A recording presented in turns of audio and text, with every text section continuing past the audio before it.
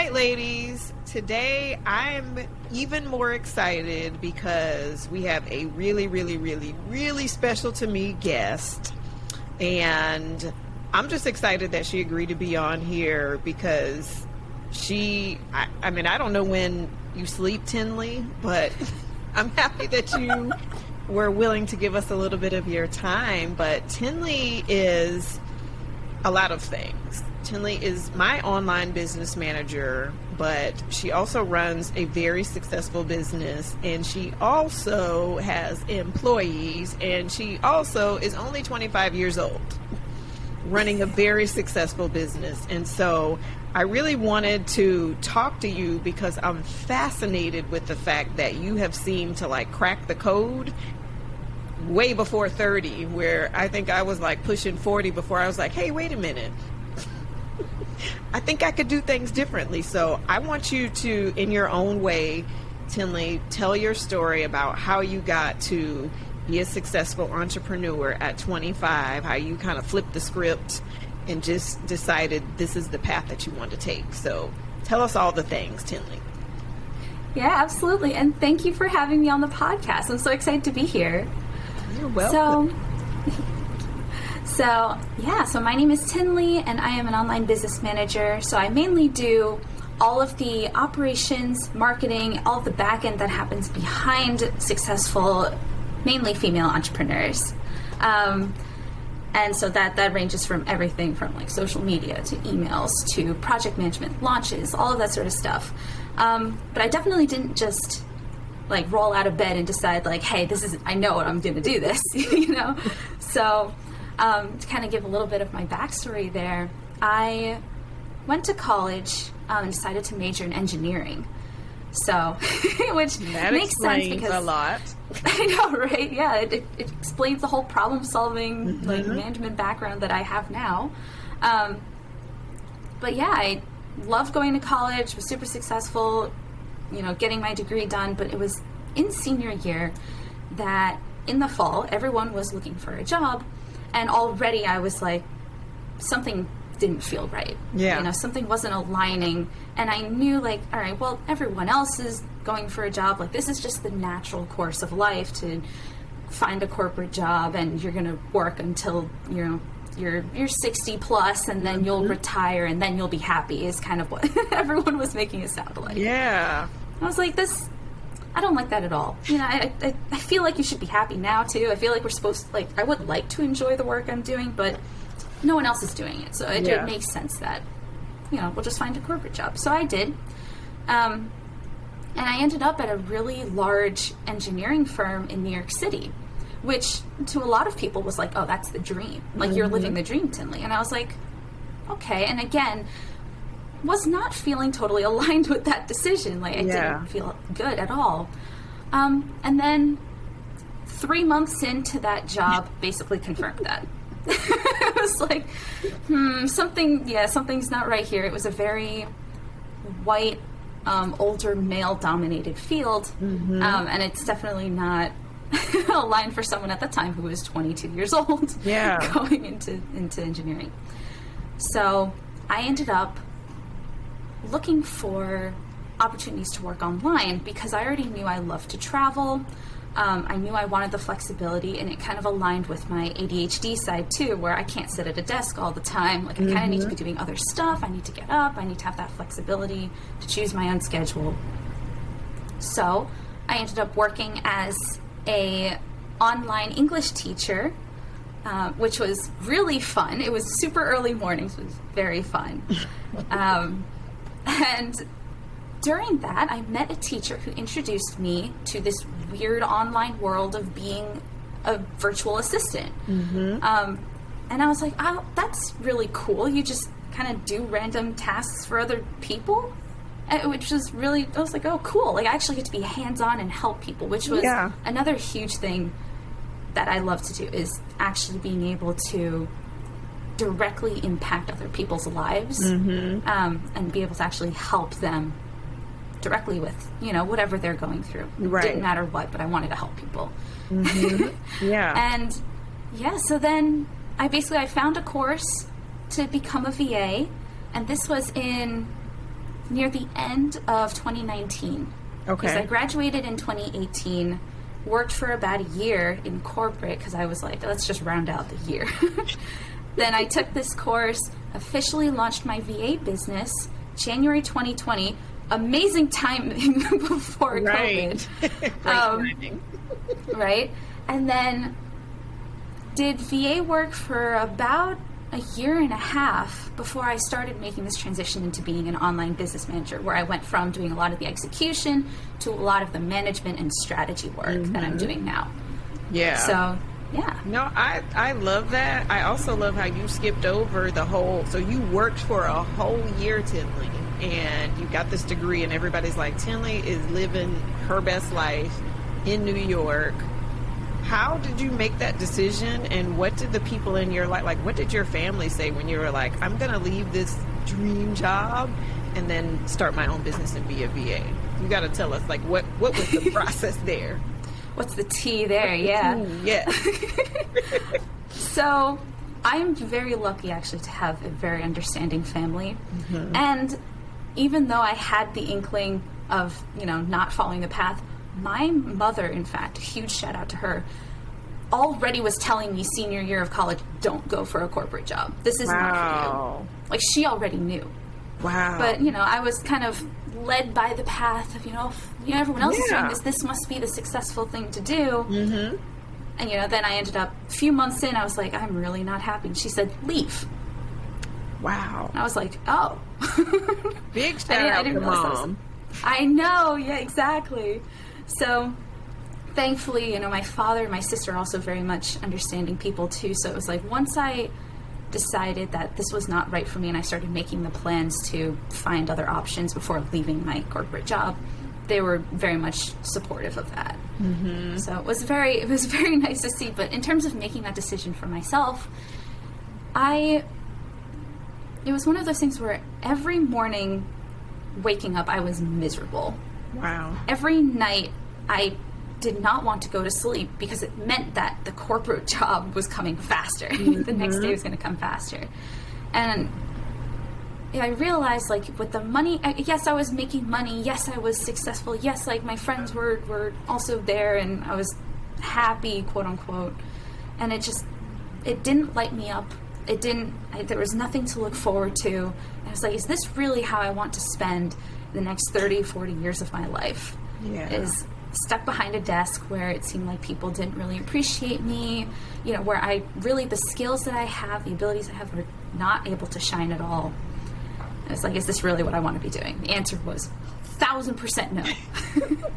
I love that. I mean, and we rarely get to sit down and talk, and I know parts of your story, so, I just love you even more now. But the fact that you were able to realize what I think takes some of us, me included, a really long time, because we feel like, no, I should be doing this. I went to school for this, and I should just stick with it, and I should just be happy because I'm, making money and have friends, and this should just work out. Where you were able to just say, you know what, this is not, it doesn't light me up. There has to be something more, and I think that says a lot about you, that you had the courage to do that, and a lot about your family, that they were supportive of that, because a lot of people, and I'm sure you had friends that were maybe not as supportive or maybe questioning why you did that. So in all of that, to be able to step away and just say, I'm going to start my own business, I'm going to take a class, that's huge. Absolutely. That's really huge. I can't even say how many times I've gotten the, when are you getting a real job line? How do you answer that? How do you respond to that? Well, initially, it was, this is my real job. That I just responded like that, and this is when I was still getting started. It's like, hey, I plan on making this my real job, and now, thankfully, a couple years later, no one questions it. It's like, oh, wait, she's still here. Yeah. So now it's like, hey, I'm making more than double what I've made in corporate. Like, you telling me to get a real job right now? How did you get through those first months, though, right? Did you have moments where you were questioning, okay, was this the right thing to do? Because being an entrepreneur is it's like a roller coaster at times. It's like, oh, things are going great. No, they're not going great, right? Yeah. So how did you get through the first couple of months to, you know, just really keep going? What did you do to keep going? Absolutely. I think for me, there was always something new for me to learn. So I knew that, you know, even with the ups and downs, like that was kind of, it's expected, you know, as an entrepreneur, that you're going to have all these crazy waves. And I think that, honestly, thankfully, I had a bunch of stuff saved. So regardless of the how I was going to take the path, I had money saved. I had the support of my family. Like, I was going to be okay. But I think a lot of it that really kept me going was that, you know, I was suddenly exposed to holding your boundaries, you know, or like working really intimately with other people, people who had such a very long, like wide range of businesses that they were handling. I think my very first client was a podcast manager, and my second client was an OBM, was an online business manager. And then my next client was like, I think she was a coach. She was a life coach. I don't think she specifically defined herself, but I think she's a life coach. And it was so interesting. Suddenly, like, I was thrown into very different personalities, very different people, and learning how to not only grow my own business, but help them manage theirs was, I think, just, I'm very much someone who thrives off of, I get to learn something new or experience something new. So I think that really kept me going. And like seeing, you know, oh my gosh, there's so much growth potential, not for just for them, but for me too. And I actually get to physically see that, you know, as I'm working with them. So each month I felt myself growing, which is kind of insane.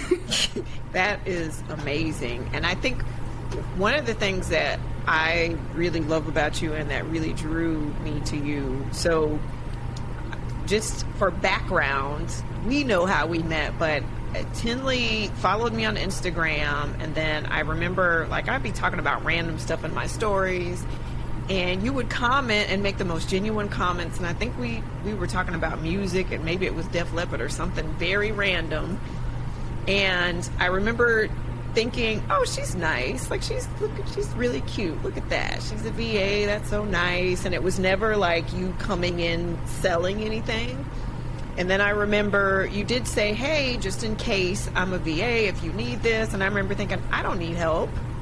I don't need that. Like most women, we're like, no, I can do it myself. I don't need help. No. And then I remember, like, a couple months later, I was like, I need help. And you were the first person that I thought of because of those, like, genuine connections and the conversation. You were the first person that I thought of. But it took me like another couple months of struggling to finally raise my hand and say, okay, wait, I do need help. Do you see a lot of that? And because you work mainly with female entrepreneurs from different industries, but do you see that like across the board a lot? Absolutely. And I do love that story. I remember us bonding over Def Leppard. That was really funny. It was funny. But yes, it is something I see a lot of, and it's because I think a lot of the times we're, as women, expected to almost know everything. It's not an expectation not only held sometimes by other people, but also we hold for ourselves. We just hold ourselves in such a high position, right, that we expect to hit those bars all the time. And it's true, you know, when you're growing a business, you're used to doing things on your own when you're starting out. You know, that's just how it often goes. But, you know, when it gets to the point where you suddenly find yourself overwhelmed and you're thinking like, oh, okay, this is a lot for me to handle, the idea of getting help almost feels like, well, but I've been doing it until now. Like, right, why do I suddenly need help? Is this a reflection of me? Like, but I've been able to do it so far. Like, you know, I clearly there must be something I need to do to make this easier, you know? Yeah. But it's always centered around, like, them needing to fix it versus the easy solution is all of that extra stuff that accumulates when you start getting clients or when your business takes off, you know. A lot of those extra stuff you can easily pass on to someone else so that you can really step into your zone of genius. That's actually what's going to get your business growing more and scaling, and, you know, more revenue, more free time comes with doing less. Yes. Yeah. And I gotta say, I remember our first call. I was already like, yeah, how much is it? I'm ready to go because of, the build up and the connection prior to that. But I do remember feeling like, well, maybe I shouldn't hand that over. And you always are like, hey, is that something you want us to take now? When you ask me if there's something and you're like, do you want me to take that? I'm like, yeah. Take it. Please do. How quickly can you take it? And you get things done that would take me 2-3 times. Like, I'm a coach. That's what I love to do. And I write and I coach and I record this podcast and I write. And you have lifted such a heavy weight, but it did take me a while to be like, this doesn't mean anything about me. To ask for help and to get support, and actually she's doing a better job. I mean, my email list was not consistent, let's just say that, until you came along and you were like, okay, I'm going to do this every week. And now it's just like, I don't even think about those things. And I think that with ambitious women like you, like me, it's hard sometimes to ask for help, but through our time working together, I've seen you grow and your business grow. And I remember you saying, hey, I have a VA. And I was like, wait a minute. You got employees now. So you built a business where you have virtual assistants that work for you, and you are now operating as an online business manager. Tell me how that worked out, how all that happened, because I was just blown away, because I was like, oh, okay, Tinli. Okay. It's like, all right, we've made, that's quite the switch to make there. Absolutely. So I think initially my switch from VA to OBM happened because I was doing a lot of the strategy work and the management at that point for a lot of my clients, and I realized that as much as I do like the execution, like, I am growing into a position where I actually can start managing, and actually, providing an even deeper level of support for my clients. So once I made that transition, it was like, all right, a lot of this, now I was kind of in your position when you were hiring me, is to be like, okay, well, I need someone to help me with these execution tasks. Yeah. And I definitely did go through the same phases of like, oh, but I can technically handle, like, I've been doing this already. Like, I don't really need to hire someone else. Yeah, I did. Yes, I 100% did. Working 10 hours every day and also working on weekends is not the definition of success I was aiming for. No.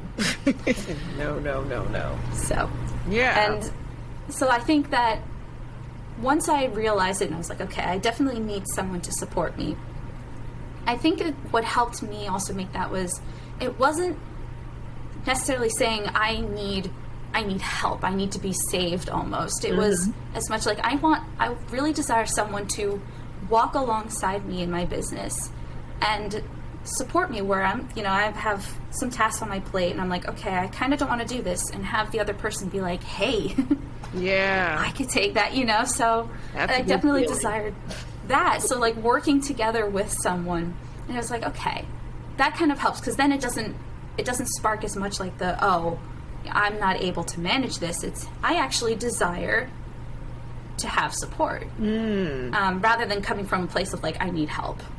Because I feel like sometimes that can trigger something that feels like, oh, we've done something wrong, that we need help, versus I want support. I don't want to do all of this. I like this, Tinli. This is like Coach Tinli now. I like that you really just reframed the way that you were thinking about it. It's not like, I need someone to save me, I need help. It's like, I desire support in this area. Yeah. I had training from the best person. We've worked together for over a year now, so it's like I've learned a lot from the best. I like that. I really like that. And I think it's important, even for the audience, which is worldwide now.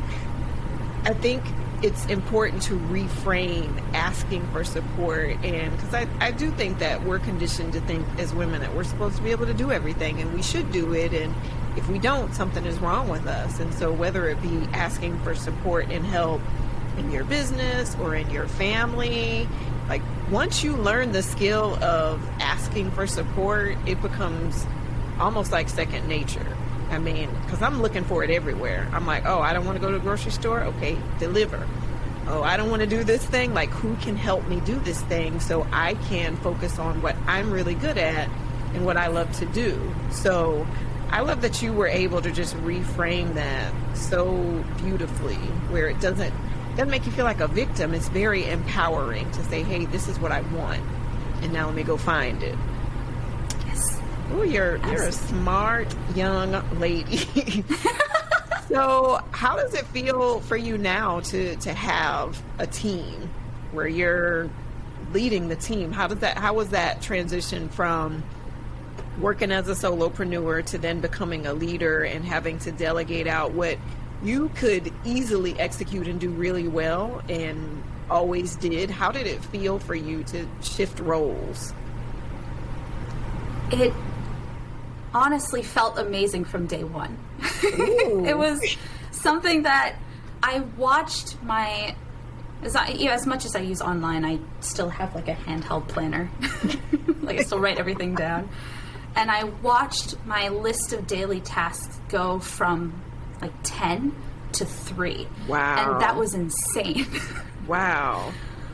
And it was like, wow, like this is what it's like to truly have support, to have people that are taking over some of the maybe daily tasks or weekly tasks, and then I can really step into the vision building, the strategy planning, the client, showing up for my clients, versus, doing every little thing.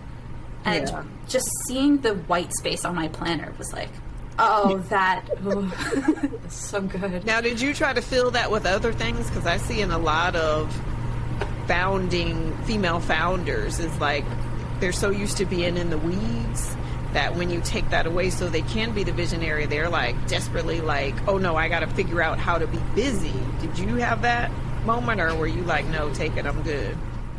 Oh yeah, I had that moment. Yes, I did. Because when you have that open space, it triggers emotions like I'm not doing enough, or like I can definitely do more now because I have that free time. When in fact the goal was to do less. Right. And I think for that I have a business and mindset coach that she reminds me hey, first of all, your goal was to do less. Right. You wanted to hire people, so you weren't working 10 hours a day. You did this so you would only be working 4 to 5 maybe. But, as that kept triggering every week, and then, that's why I think it so helps to have a coach that reflects some of that back to you, because sometimes you'll say, I'm wondering if there are other ways to, better serve my clients. I'd love some ideas from you. And then the coach comes back with, you're already doing that. What actually are you trying to do here? Yes. So I think that really helped me, is on a weekly basis, kind of getting that fed back to me. Oh, you're right. Yeah. I'm trying to work less. So now when I see the white space, I'm like, you're staying. No touch. No touch. That white space is going to stay there. No, the white space is beautiful. I did not have much of a struggle. I was like, yeah, take that. You can have that too. Yeah, I love my white space on the planet. Already amazing. I do. I love it. So what's your favorite part of what you do? What do you love the most? Ooh. I think that my favorite part, I think is probably the being able to talk about strategy and analytics with my clients. I think is one of my favorite things, because it's a direct way for us to see, here's the progress we made from the past month or the past quarter. Here's how we can see. I also kind of have it because we're approaching the end of Q2 right now, so I have analytics on the brain. Yeah. Note to self: schedule appointment. So, yes. Easy, very nice. Yeah. So I think talking about the strategy, things that went well, having celebrations over that, and then also finding new ways for us to really hone in on our strategy, our operations, our plans, I think is one of the things I enjoy the most, because it's also the part that a lot of my clients don't really enjoy. So it really gives me full, free reign to get my hands dirty, stick my hands in and figure out ooh, this works, this doesn't work. There's a kink here we can fix next quarter. So I think being able to do that, and also knowing that my clients are like, oh, thank God, I didn't even want to think about that. Yeah. No, I mean, I think you have an innate ability to just be really proactive. Like, there are things that you'll send like every month, even when I don't do them. I know you're like, this girl is probably not going to do this, but I'm going to send it to her anyways. Like, you'll come up with ideas. Just a lot of things you do are almost unprompted, but they're so helpful. And it's like knowing that, you know, you're there guarding my business for me and doing that for your clients. So much so, Tinli, I think I told you this before, I was really surprised you posted something about another client, and I was like, wait, what? She has another client? Because you make your clients feel like you don't have other clients. Because when I ask you to do something, it's just like, oh, it's already done before I even finish saying, you know, what the request is. And so I think that's a beautiful trait about you and your business, is that I had an attitude. I was like, who is that? I thought I was her client. Like, who is this lady? I mean, I'm kidding, but not really. I really was like, wait, who is this other person? But I think it's really beautiful. And I know a couple of your other clients, and, you know, I told you, we were joking, Charmaine, who was also on the podcast, we were like, does she sleep? I don't think she sleeps. Does she sleep? But I think that says so much about who you are just as a person in general. And I really would love to know what your big goal is. Like, what is the big dream for you? Yes, and thank you so much for those kind words. That means so much to me. So true. All true. Yeah, I think for me, my big goal is to, honestly, right now, sort of big goal is to switch to being a digital nomad for a few years. I would love to really take advantage of the traveling aspect, because, you know, I did start my business and move online because I wanted to travel, and then COVID kind of happened right after I launched, so then I didn't really travel for the most part. And I think that's really what I want to take advantage of. I would love to, my big goal right now is to get myself almost entirely out of the execution work and get all of that over to my team. So I'm just doing strategy and intimate, just client communications. And then be able to focus my time on traveling to different places, whether it's as a digital nomad or just being able to plan like bi-monthly trips to different places. Yeah. And I have a list. I have a bucket list of places I want to go to. So that's definitely, I would say, that is my big goal right now, is the travel. I love that. And how are you feeling about this goal? Does it scare you, excite you? Like, where are you with how you feel about it? It's a little scary. Good. I think, but it's definitely, like, scary is good for sure. I've definitely learned that, you know, your next growth, like the next step in your growth, happens at the border of uncomfortableness. Yeah. Or like of discomfort. That's the word. Uncomfortableness is a word also. It is now. We'll take that. Yeah, thank you. I appreciate it.